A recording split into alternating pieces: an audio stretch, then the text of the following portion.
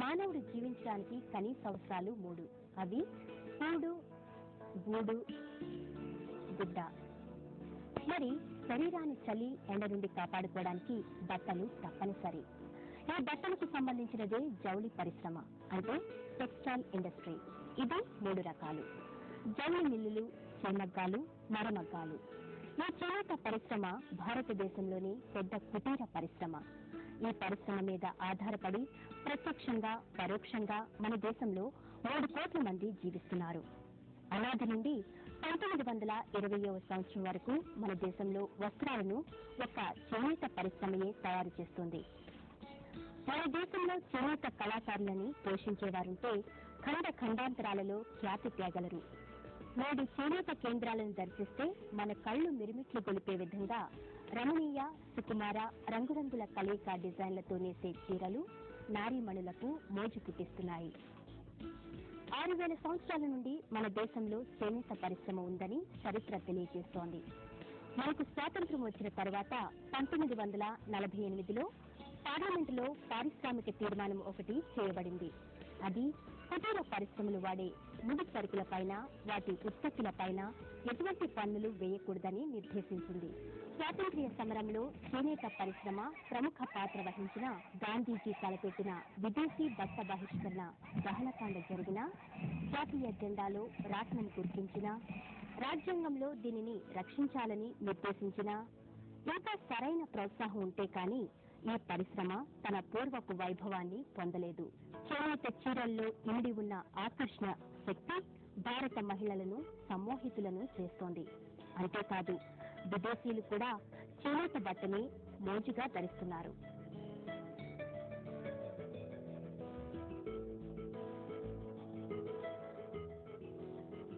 పోచంపల్లి చీరలు,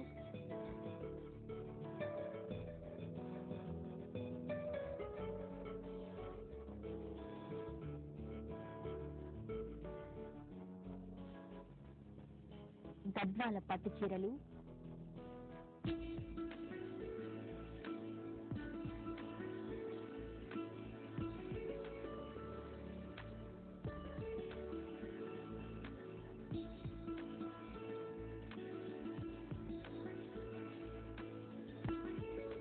కంచి పట్టు చీరలు,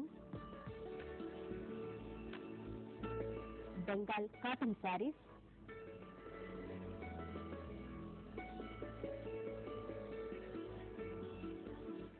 dress materials,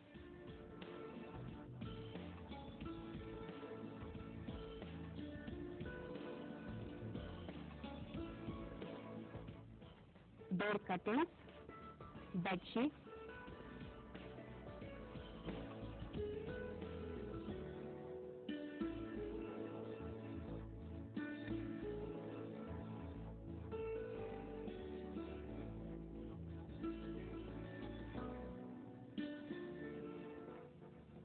divan set,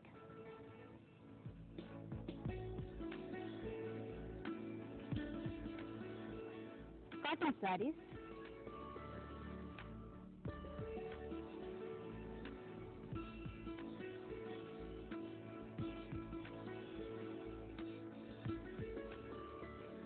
pillow covers,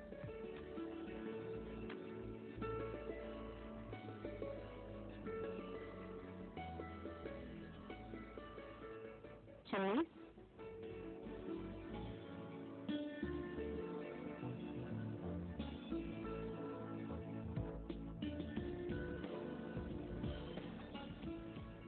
shirts, ఇంకా రకరకాల వస్త్రాలు ఈ చేనేత పరిశ్రమ ద్వారానే తయారవుతున్నాయి.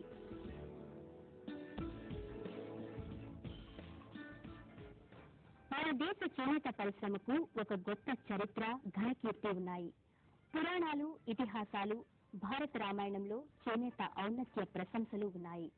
విదేశీ బాటసారులు మెగాస్థానీస్, పాహియాన్, హుయాన్సాంగ్, మార్కోపోలో మొదలైన వారు భారతదేశాన్ని పర్యటించి ఇక్కడి చేనేత వస్త్రాలు చూసి అబ్బురపడి బాగా ప్రశంసించారు. మచిలీపట్నంలో ప్రపంచంలో ఎక్కడా తయారు కాని వస్త్రాలు తయారవుతున్నాయని, బెంగాల్ పరిశ్రమ అగ్రస్థానంలో ఉందని ఆంగ్ల వర్తకులు రాశారు. మన రాష్ట్రంలో 4,80,000 చేనేత మగ్గాలు ఉన్నాయి. స్త్రీయే సృష్టికి మూలం. అలాగే చేనేత పరిశ్రమ కూడా మహిళా శక్తి మీదే హెచ్చుగా ఆధారం. ఈ పరిశ్రమలో వస్త్రం తయారు కావడానికి ఎక్కువగా స్త్రీలే శ్రమ పడుతున్నారని వింటే మనకు ఆశ్చర్యం కలుగక మానదు. ఇప్పుడు చేనేత వస్త్రాల తయారీని కొంత వివరంగా తెలుసుకుందాం. చేనేతకారుడికి వస్త్రాన్ని నేయడానికి మగ్గం, నూలు, కలర్స్, రాట్నం కావాలి. నూలులో వివిధ రకాలు ఉంటాయి. రంగుల విషయానికి వస్తే వివిధ రకాల మెటీరియల్స్ అవసరం. అవి ఏంటంటే, ఇది కాస్టిక్ సోడా, ఇది సోడియం నైట్రేట్, ఇది యూఎస్జి ఎల్లో కలర్ రావడానికి, ఇది రెడ్ టీఆర్ రెడ్ కలర్ రావడానికి, ఇది యూఎస్టీఆర్ ఇది కూడా రెడ్ కలర్ రావడానికి.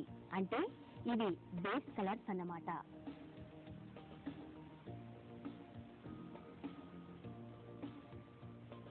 ఇంకా సోడియం సల్ఫేట్ బ్లాక్ కలర్ రావడానికి, ఇది రామా కలర్ అంటే ఆనంద్ కలర్, ఇది లిక్విడ్ డై, ఇది చిలక పచ్చ కలర్. ఈ రంగుల్లో మనకు ఏ రంగు కావాలనుకుంటే ఆ రంగును ఉపయోగిస్తాము.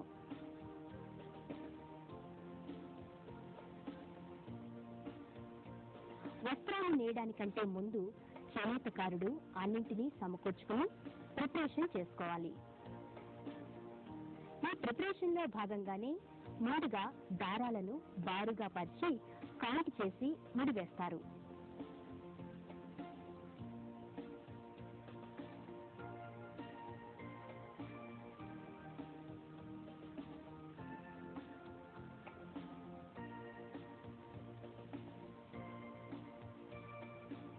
చేసిన వాటిని దూరంగా ఉంచుతారు. డిజైన్స్ లో టాప్ కొరకు ఈ దారాలను కౌంట్ చేస్తారు. తరువాత వార్పింగ్ అంటే పొర కొట్టడం. ఇలా బారుగా పెట్టి పొర కొడతారు.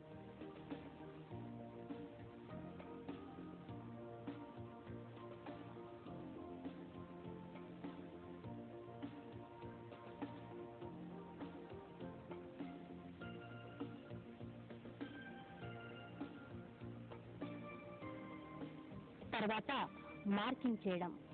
ఇలా ఆర్ట్ మీద పెట్టి మార్క్ చేస్తారు.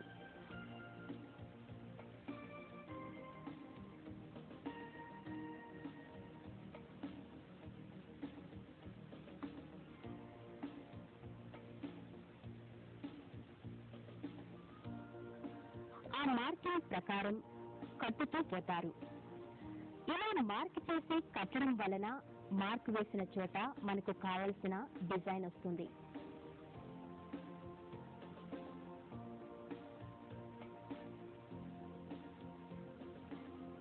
దీని తర్వాత డైయింగ్ అంటే అద్దకం వేస్తారు. రంగురంగుల చీరలు, వస్త్రాలు తయారు చేయడానికి ఈ డైయింగ్ చాలా అవసరము. ఇది బ్లాక్ కలర్ డై. నీటిని, కలర్ ను 100 డిగ్రీల వేడితో ఉడికిస్తారు. సిమెంట్ గోళంలో 1-2 సార్లు ఇలా కలుపుతారు. కలిపేటప్పుడు చేతికి గ్లౌజులు తప్పనిసరిగా వాడతారు. రంగు అవసరం లేని చోట రబ్బరు చుట్టి ఉంటారు కాబట్టి అక్కడ ఏ విధమైన రంగు రాదు.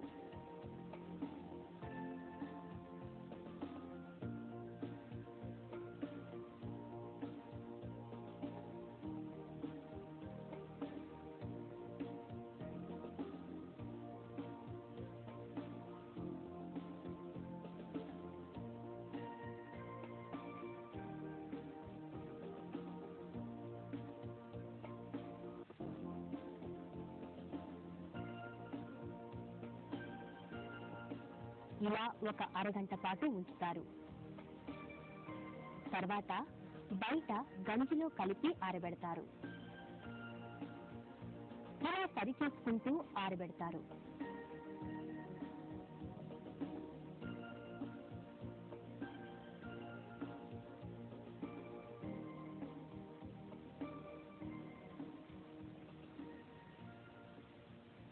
తరువాత వెడల్పుకు తగిన కుంచెతో ఒక్కొక్క వైపు పలుమార్లు రుద్దుతూ నూనె పోగులు ఒకదానికొకటి అంటకుండా జరుపుతూ బాగా ఎండేదాకా కూర్చోపడతారు.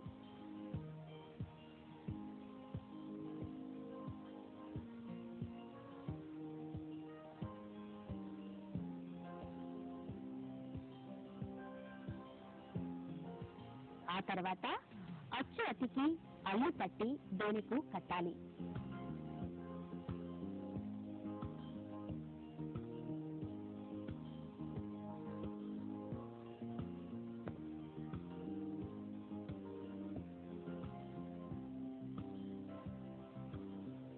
ఇలా అతికించేటప్పుడు బూడిదను కూడా వాడతారు.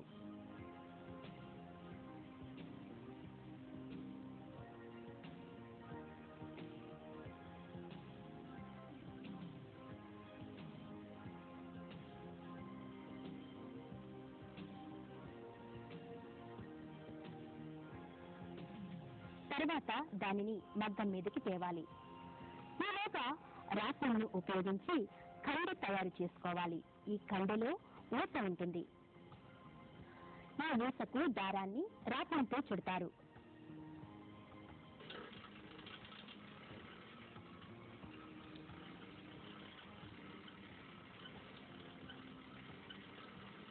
మనకు ఎన్ని రంగుల దారాలు అవసరమనుకుంటే అన్ని కండెలు తయారు చేసుకోవాలి.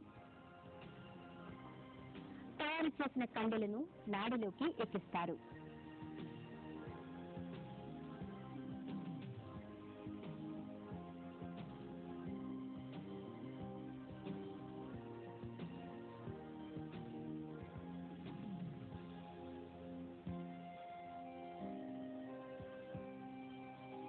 మగ్గం నేయడంలో ఈ నాడే చాలా ముఖ్యమైనది. ఈ విధంగా అంతా ప్రిపరేషన్ అయిన తరువాత బట్ట నేయడం మొదలు పెట్టాలి.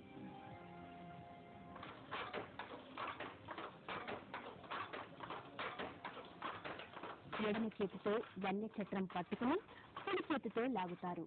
ఈ ప్రక్రియలో నాడే అటు ఇటు విసిరినట్లు ఉంటుంది.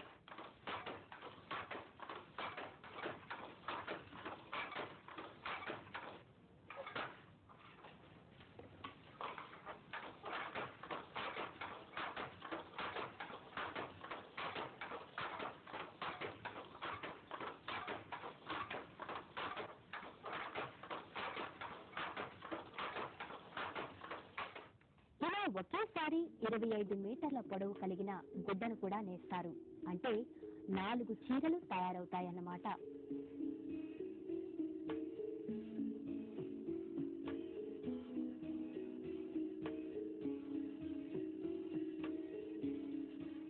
ఇది ఇంకో రకమైన పెద్ద మగ్గం. 90 ఇంచుల వరకు వెడల్పు ఉంటుంది. ఈ మగ్గాన్ని నేయడానికి 3 మనుషులు కావాలి. 3 మనుషులు కలిసి నేస్తేనే బట్ట తయారవుతుంది.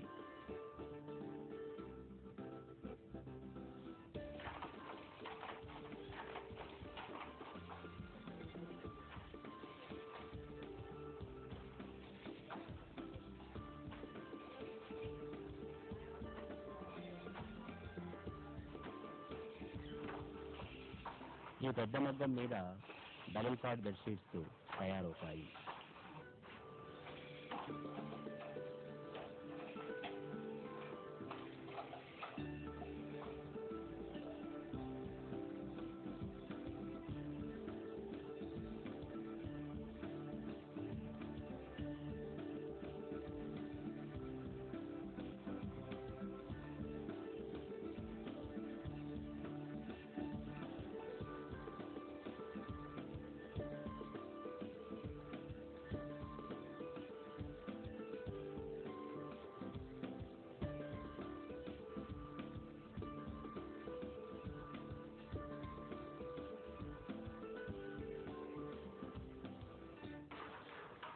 ఒక చేనేతకారుడికి ఒక చీర నేయటానికి 5 లేక 6 రోజుల సమయం పట్టుతుంది.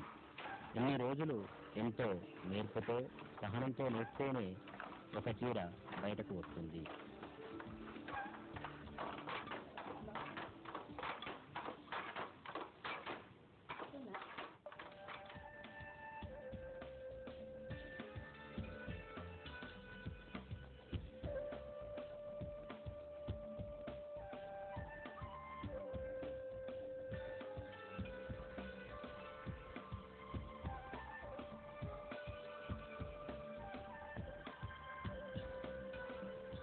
ఇప్పుడు చేమగ్గాల గురించి చేనేతకారుడి మాటల్లో తెలుసుకుందాం. ఈ యొక్క పనిని 1959లో చేపట్టినాను నా చిన్న వయసులోనే. ఆ తర్వాత ఫస్ట్ మాత్రం మేము సాదా దోతులు చీరలు నేసేవాళ్ళము. ఆ తర్వాత చిన్న చిన్నగా ఈ టైండై నేర్చుకొని మరి సంఘంలో 1965 నుంచి స్టార్ట్ అయింది. అక్కడి నుంచి మేము ఈ యొక్క టైండై చిన్న చిన్నగా అభివృద్ధికి తీసుకొచ్చినాము. మేము సంఘంలో నూలు తెచ్చి మా ఇంట్లో ఆడవారితోటి రాట్నంపై నూలు తిప్పించి మన చేతితోటి పడుగులు పోయించేవాళ్ళము. ఫస్ట్ ఆ చేతి పడుగులని మరి పడుగులని బయటికి వార్పు దాపి గంజిలో తడిపి మరి కుంచె వేసేవాళ్ళము. కుంచె వేసి అది సరైన అయిన తర్వాత మరి అతికి మొగ్గం పైకి తీసుకువెళ్ళేవాళ్ళము. ఆ తర్వాత మళ్ళీ పేకకు కావాలంటే అదే నూలుని మిగతా నూలుని మళ్ళీ రాట్నంపై కండెలు చుట్టి చిటికి పోసి డిజైన్ వేసి రంగులు అద్ది ఒక బ్లాక్ అయితే బ్లాకు మస్టర్డ్ అయితే మస్టర్డ్ ఏ కలర్ కావాలంటే అది ఒకటి రబ్బర్తోని దాచిపెట్టి మళ్ళీ ఇంకొక రంగు అద్ది ఇలా 2-3 రంగుల కలర్లతోటి మేము డిజైన్ తయారు చేస్తున్నాం. ఆ తర్వాత మన మొగ్గం మీద పోయినాక మరి అది చిటికి తిప్పి మరి నేసేటప్పుడు ఒక్కొక్క పోగుతోటే ఆ డిజైన్ కలిపి మరి ఒక్కొక్క చీర మన 5 రోజులకు రోజుకు గదం లెక్కనే అవుతుంది, ఎక్కువ కాదు. ఒక 5-6 రోజులకు ఒక చీర తయారవుతుంది. కాలక్రమంలో చేమగ్గం, ఆ పిమ్మట బట్టల మిల్లులు, ఆ తరువాత నేడు పవర్ మగ్గాలు దూసుకొస్తున్నాయి. పని సులభతరమైంది. కాళ్ళతో తొక్కడం మొదలు అన్ని అవయవాలతో పనిచేయడం పోయి 4 మగ్గాల పని ఒక్కడే చేసుకునే వీలు కలిగింది. డాబీలు, జాకాట్లతో రకరకాల అడులతో చిత్రములైన వస్త్రాలు నేయడం వాడకంలోకి వచ్చింది. స్త్రీల మగ్గం మీద దుప్పట్లు, టవల్స్, దోమతెరలు తయారు చేస్తూ ఉండేవారు. చిత్తరంజన్ మగ్గాలు వచ్చి బట్టల తయారీ వేగం పెరిగింది. చేతితో పడుగు తోడేది పోయి మరాసు, చేతితో చిలకలు ఒలిచేది పోయి మిషను మీద వలవడం ఏర్పడింది. ఒక పక్క నూలు తయారవుతూ రెండో పక్క వస్త్రం తయారయ్యే కాంపోజిట్ మిల్లులు ఉన్నాయి. 1765లో మరమగ్గాన్ని డాక్టర్ ఎడ్మండ్ కార్టిరైట్ అనే ఆయన కనిపెట్టారు. 10 చేమగ్గాలు తయారు చేసే బట్టను ఒక మరమగ్గం చేస్తోంది. ఇప్పుడు మరమగ్గాల గురించి కొంత వివరంగా తెలుసుకుందాం. ఇది వార్పింగ్ షెడ్ అంటే పడుగు చుట్టడం. చేమగ్గాల మాదిరిగానే మరమగ్గాలను ఉపయోగించే ముందు కొంత ప్రిపరేషన్ చేసుకోవాలి. ఈ ప్రిపరేషన్ లో భాగంగా ముందుగా పడుగు చుడతామన్నమాట. ఇలా దారపు కండలను స్క్రూలకు అమర్చి సన్నని రంధ్రముల గుండా న్యూస్ రీడర్లోకి తెచ్చి తర్వాత థ్రెడ్ గైడ్ లో అమర్చి దాని ద్వారా వార్పింగ్ మిషన్ కు కట్టాలి. అప్పుడు దారపు ఉండలోని దారమంతా వార్పింగ్ అవుతుంది.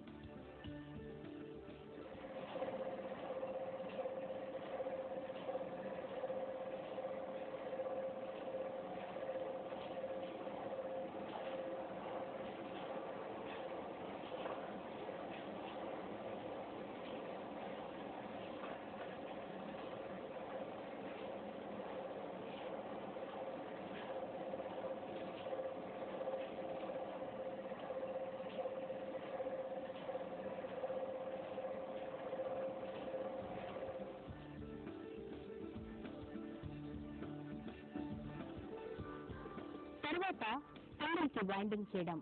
ఇది ఆటోమేటిక్ పర్ల్ వైండింగ్ మిషన్ అంటే కండలు చుట్టే మిషను.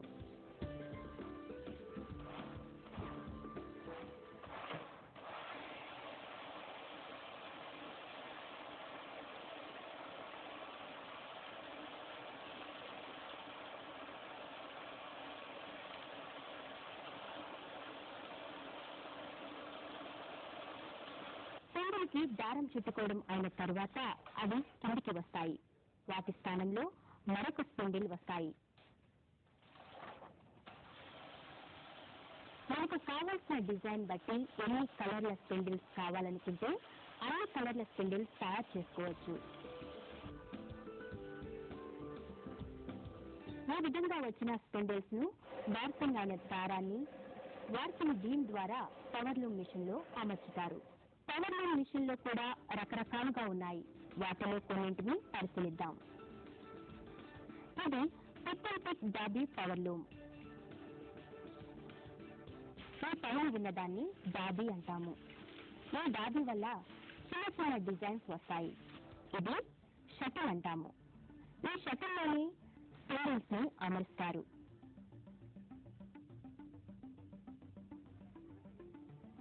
ఈ విధంగా షటిల్ అటు ఇటు వస్తూ పోతూ ఉంటుంది.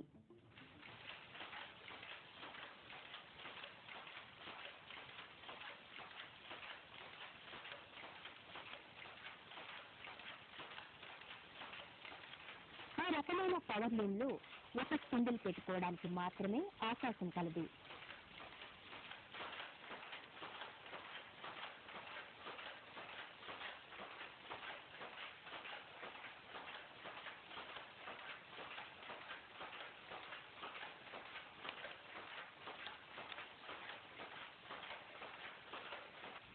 ఇది ఇంకో విధమైన పవర్లూమ్ మిషన్.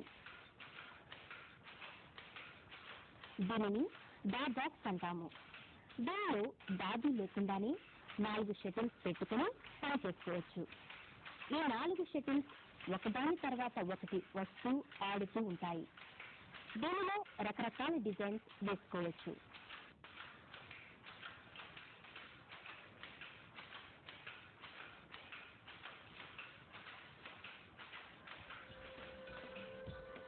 ఇది రాపియో అనే పవర్లూమ్. దీని ద్వారా షటిల్స్ లేకుండానే వస్త్రాలను తయారు చేసుకోవచ్చు. ప్రస్తుతం ఇదే లేటెస్ట్ పవర్లూమ్. దీనిలో దారాన్ని డైరెక్ట్ గానే ఉపయోగిస్తారు.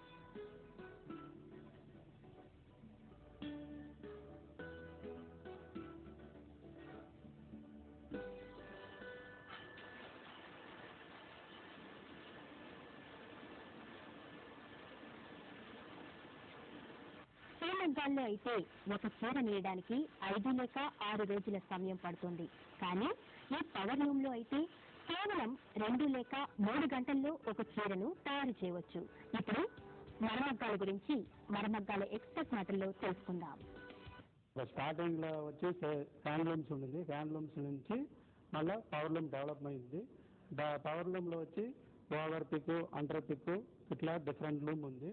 మళ్ళీ సింగిల్ రంగులు ఒకే కలర్లో రెండింగ్ అవుతుంది. మళ్ళీ దాంట్లో నుంచి కొద్దిగా డెవలప్ అయ్యి 4 రంగులు మ్యాక్సిమం 6 కలర్స్ వరకు షటిల్ లూమ్లో మనం ఫ్యాబ్రిక్ తయారు చేయొచ్చు, బట్టలు తయారు చేయొచ్చు. దాంట్లో వచ్చి ప్లెయిన్ బట్టలు, మళ్ళా డాబీ డిజైన్, స్మాల్ డిజైన్ బట్టలు. నెక్స్ట్ అదైన తర్వాత జాకార్లు వచ్చి మనం బెడ్షీట్, మళ్ళా చీరలు, దాంట్లో పట్టు చీరలు, పాలిస్టర్ చీరలు, కోరా బట్టలు అన్నీ జాకార్లో మనము తయారు చేయొచ్చు. హ్యాండ్లూమ్లో ఒక లూమ్కి ఒకరు పని చేయాలి. దాని నుంచి డెవలప్ అయింది పవర్లూమ్లో ఒకరు వచ్చి 2 లూమ్స్ చూడొచ్చు. మళ్ళీ నెక్స్ట్ మ్యాక్సిమం 4 లూమ్ 6 లూమ్ వరకు నడపచ్చు. అయితే సెటిలర్స్ లూమ్లో మినిమం 12 లూమ్స్ నుంచి 24 లూమ్స్ వరకు ఒకరే చూడొచ్చు. డ్యామేజ్ లేకుండా బట్టలు తయారు చేయొచ్చు. దీని నుంచి మా ఆఫీసులో ట్రైనింగ్, మళ్ళీ వీవర్స్ ట్రైనింగ్ అంతా ఇస్తాము. వాళ్ళకి వచ్చి జనాలకి మంచిది. ఇక్కడ ట్రైనింగ్ అయిన తర్వాత ఇమ్మీడియట్ జాబ్ వాళ్ళకి దొరుకుతుంది. దేశంలో టెక్స్టైల్ పరిశ్రమ అత్యధిక స్థానం ఆక్రమించుకుని ప్రధానమైన కీలక పాత్ర వహిస్తోంది. మరమగ్గాల పరిశ్రమ దేశంలో మొత్తం బట్ట ఉత్పత్తిలో 80% ఇదే ఉత్పత్తి చేస్తోంది. దీనికి కేంద్ర ప్రభుత్వం ఆదరణ బాగా ఉంది. మహారాష్ట్ర మొదటి స్థానం 10 లక్షలు, తమిళనాడు 2వ స్థానం 4 లక్షలు, కర్ణాటక 3వ స్థానం 3 లక్షల పవర్ మగ్గాలు ఉన్నాయి. ఆంధ్రప్రదేశ్ మొదటి నుండి మరమగ్గాలకు వ్యతిరేకత చూపుతుంది. అందుకే ఇది ఆఖరి స్థానంలో ఉంది. ఇక్కడ కేవలం మరమగ్గాల బట్ట ఉత్పత్తి జాతీయ ఉత్పత్తిలో 0.5% మాత్రమే. ఇక్కడ 42,000 పవర్ మగ్గాలు మాత్రమే ఉన్నాయి. దేశంలో సాలీన 3 కోట్ల మీటర్ల బట్ట తయారు చేస్తున్నట్లు తెలుస్తోంది. మరమగ్గాల మీద 65 లక్షల మంది పనిచేస్తున్నారు. ఒక మరమగ్గానికి సంవత్సరానికి 50 కుదుళ్ల ఉత్పత్తి చేసే నూలు కావాలి. మన రాష్ట్రంలో ఉన్న 50 టెక్స్టైల్ మిల్లులకు 1,00,000 మరమగ్గాలుండాలి. కానీ 42,000 మాత్రమే ఉన్నాయి. ఈ మరమగ్గాల పరిశ్రమల వల్ల రాష్ట్రంలో 4 లక్షల మందికి పని లభ్యమయ్యే పూర్తి అవకాశం ఉంది. ఇంకా పరోక్షంగా మరో 2 లక్షల మందికి దీనిలోని ఇతర పనులు, మార్కెట్ వలన ఉపాధి దొరుకుతుంది. ఇలా ఈ పరిశ్రమ అభివృద్ధి చెందుతోంది. ఆంధ్రప్రదేశ్లో ఇప్పుడు 42,187 పవర్ మగ్గాలున్నాయి. ఇందులో మొదటిది చిత్తూరు జిల్లా, రెండవది కరీంనగర్, మూడవది నల్గొండ జిల్లా. మన రాష్ట్రానికి ఉన్న వనరుల రీత్యా అంటే ముడిసరుకు పుష్కలంగా లభించడం, కార్మిక వ్యయం తక్కువగా ఉండడం వలన ఇది రాణించగలదు. ఇక్కడ చేనేత పనివారు చాలా మంది నిపుణులున్నారు. మరమగ్గాలకు సంబంధించి శిక్షణ, పరిజ్ఞానం, సరైన ట్రైనింగ్ సెంటర్లు, ఎక్కువ సంఖ్యలో పవర్ లూమ్స్ ఉంటే ఈ సంస్థ మరెంతో అభివృద్ధి చెందేందుకు అవకాశం ఉంది. చేమగ్గాలను, మరమగ్గాలను పోల్చి చూస్తే మనం కొన్ని విషయాలను గమనించవచ్చు. చేమగ్గం నెలకొల్పడం చాలా సులభం, ఖర్చు తక్కువ. మరమగ్గం నెలకొల్పడానికి ఖర్చు ఎక్కువ. చేనేత వస్త్రం చౌక, రంగు నూలును, డిజైన్లను తరచూ మార్చుకోవచ్చు. మరమగ్గాలకు ఈ అవకాశం లేదు. చేమగ్గం తయారీలో ఎటువంటి ఇబ్బందులు లేవు. ఏది చెడినా బయట సహాయానికి వెళ్లకుండా చేనేత పనివాడు తనకు తానుగా బాగు చేసుకోవచ్చు. ఈ సౌకర్యం మరమగ్గానికి లేదు. చేమగ్గం మీద బట్ట ఉత్పత్తికి పెట్టుబడి తక్కువ. మరమగ్గానికి బట్ట ఉత్పత్తికి లక్షలు కావాలి. చేమగ్గానికి కరెంటుతో పని లేదు. మరమగ్గానికి కరెంటు తప్పనిసరి. చేనేత వస్త్రం తయారీకి ముందు పచ్చినూలును తడిపి గంజి పెట్టడం వలన ఎక్కువ కాలం మన్నుతుంది. నూలు బట్ట పచ్చినూలుతో నిర్మాణం వలన ఎక్కువ కాలం మన్నదు. ఒకరోజు కొంత బట్ట నిర్మాణానికి 10 చేమగ్గాలు అవసరం. ఒకరోజు అంతే బట్టను ఒక్క మరమగ్గం తయారు చేస్తుంది. మన రాష్ట్రంలోని చేనేత సంస్థ దేశంలోనే ఎప్పటికీ ముందంజలో నిలుస్తుందని ఆశిద్దాం.